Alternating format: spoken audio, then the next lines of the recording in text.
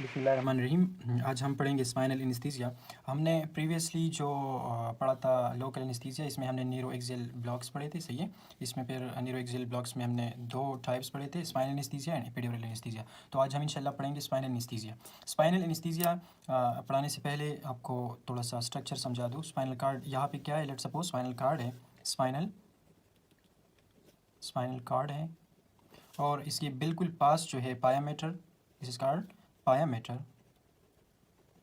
Spinal cord के बिल्कुल adjacent pia mater है, और इसके बाद जो है CSF आते हैं, CSF सेरेब्रोस्पाइनल फ्लूइड, और इसके बाद जो है एरिकनॉइड मैटर आता है। क्या? एरिकनॉइड मैटर। और फिर इसकी आउटसाइड पे ड्यूरा मैटर। ठीक है। तो जो स्पाइनल एनेस्थीसिया है, इसको हम देते हैं सब एरिकनॉइड स्पेस में, और जो CSF है यहाँ पे हम इंजेक्ट करते हैं स्पाइनल एनेस्थीसिया को, जो टाइप ऑफ लोकल एनेस्थीसिया है और जो न्यूरो एक्सियल ब्लॉक्स में आते हैं, सही है। तो हम इस तरह इंजेक्शंस को अंदर लेके जाते हैं, कहाँ पे? CSF में, और वहाँ पे हम जो स्पाइनल एनेस्थीसिया है वो देते हैं। फिर वो जो लोअर लैम है, जो पेल्विक रीजन है, उसको ब्लॉक करता है, सही है। तो CSF सबसे जो पहला पॉइंट है, CSF इज़ फाउंड बिटवीन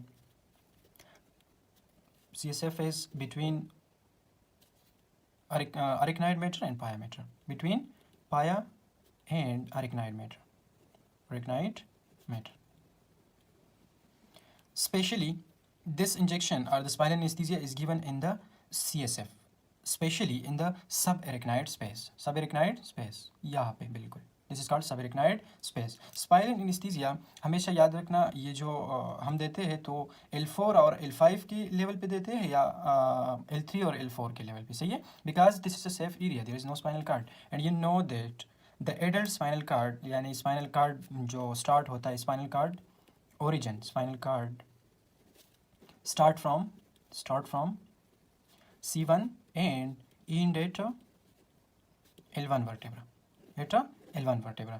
ये असल में एडल्ट्स में है, सही है। बच्चों में L3 लेवल पे एंड होता है स्पाइनल कार्ड, ठीक है। तो इसी लेवल से हम नीचे स्पाइनल एनेस्थीसिया देंगे, ठीक है ना, L4 L5 के बीच में, या L3 और L4 के बीच में, क्योंकि ये जो है ये सेफ एरिया है, there is no spinal cord, so there is no chance of the spinal cord injury. अब पोजीशन ऑफ द पेशेंट क्या होना चाहिए, ठीक है। पोजीशन ऑफ द पेशेंट, यानी जब हम स्पाइनल एनेस्थीसिया देंगे तो पेशेंट का पोजीशन क्या होना चाहिए, ठीक है। During this spinal anaesthesia the patient position should be straight, always remember, patient position should be straight होना चाहिए पेशेंट। अदरवाइज अगर सर नीचे गया, if the head goes down and the limbs high, then there is a chance that anesthesia may go and block sympathetic supply to the heart, brain, etc. ठीक है। तो patient straight होना चाहिए, यानी ये बेड है, लेट सपोज, पेशेंट बिल्कुल straight होना चाहिए, ठीक है। अगर ये सर नीचे गया, यानी इस तरह, ये बेड इस तरह गया, ठीक है ना, सर नीचे पाँव ऊपर, तो चांस है कि ये स्पाइनल एनेस्थीसिया जो है ये हेड और हार्ट की तरफ ट्रेवल कर जाए, सही है। तो patient position should be straight, because there is a chance of the local anesthetic agents to go into the thoracic region and to go into the cervical region, so there is a complication.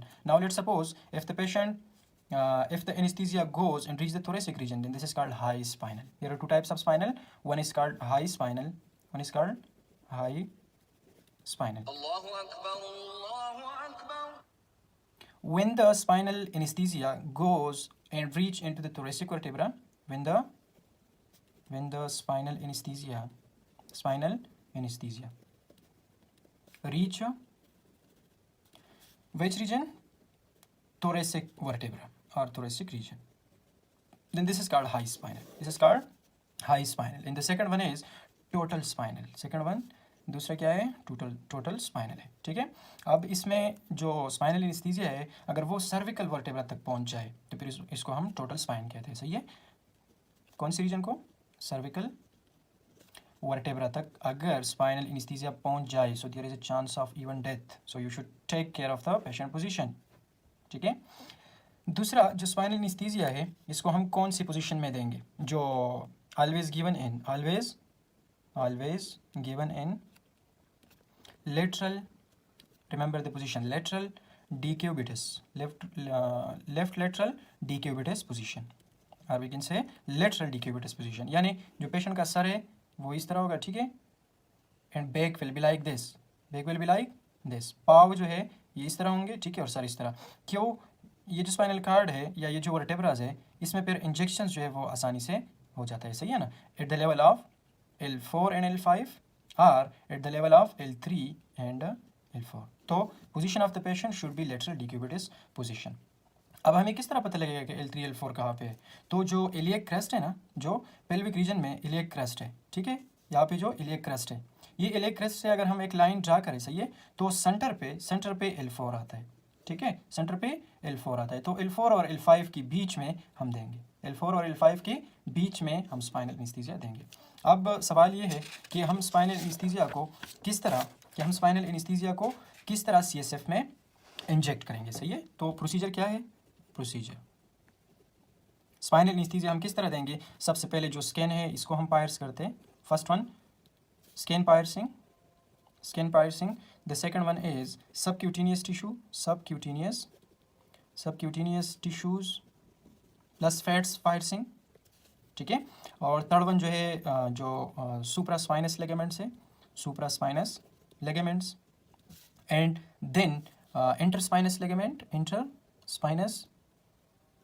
ligaments, then ligamentum flavum,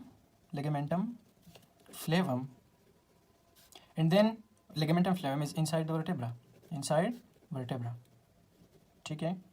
और फिर हम pierce करेंगे dura mater को, pierce the dura, and then arachnoid matter, and eventually and finally you will reach the CSF, ठीक है। तो हम process को पढ़ते हैं कि जो स्पाइनल एनेस्थीसिया का प्रोसीजर है वो इस तरह है कि सबसे पहले आपने जो सुपरफिशियल स्किन है इसको पायर्स करना होगा, ठीक है। फिर इसके नीचे जो सबक्यूटेनियस टिश्यू फैट्स वगैरह है, यानी आप सबसे पहले इंजेक्शन के जरिए इसको पायर्स करेंगे, फिर सबक्यूटेनियस टिश्यूज़ को पायर्स करेंगे, फिर यहाँ पे जो सुपरास्पाइनस लिगामेंट्स है इसको पायर्स करेंगे, फिर इसके जो नीचे इंटरस्पाइनस लिगामेंट्स है फिर इसको हम पायर्स करेंगे, और इसके अंदर जो है वो लिगामेंटम फ्लेवम है इसको पायर्स करेंगे, ठीक है। फिर इसके बाद आता है पायामेटर जिसको हम पायर्स करेंगे, और फिर इसके बाद आता है अरिकनाइड मैटर। क्या आता है? अरिकनाइड मैटर। पर इसके यहाँ पे जो है CSF है, यहाँ पे क्या है? CSF, और इसके अंदर जो है वो क्या है? पायामेटर, ठीक है।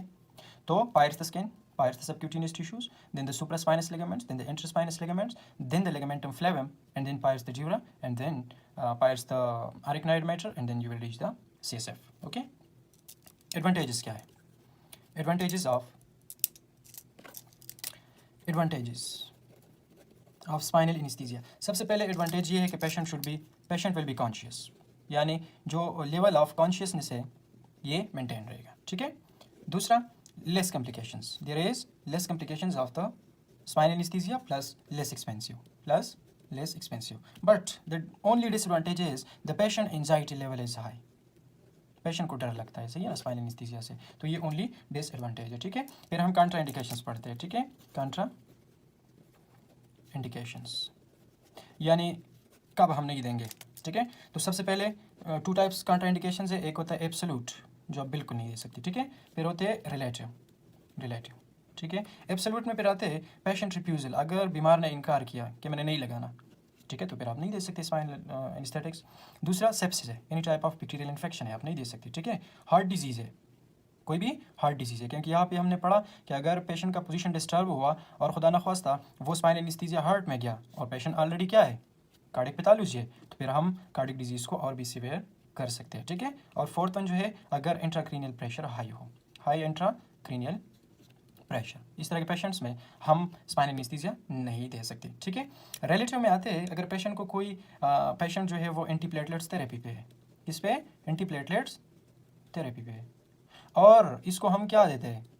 स्पाइनल एनेस्थीसिया, जो हम डिफरेंट लेयर्स को पायर्स करते हैं, तो चांस है कि कोई आर्टरी जो है वो जख्मी हो जाए और फिर से ब्लीडिंग हो जाए, तो पेशेंट तो ऑलरेडी एंटीप्लेटलेट्स थेरेपी पे है, तो इस तरह के पेशेंट्स में हम नहीं देंगे, ठीक है। और जो पेशेंट जिसको CNS डिजीज़ है, इसमें हम भी नहीं दे सकते, ठीक है। और जो पेशेंट वो हाइपोवॉल्यूमिक है, इसको हम नहीं दे सकते, क्योंकि चांसेस ऑफ इंजरी है।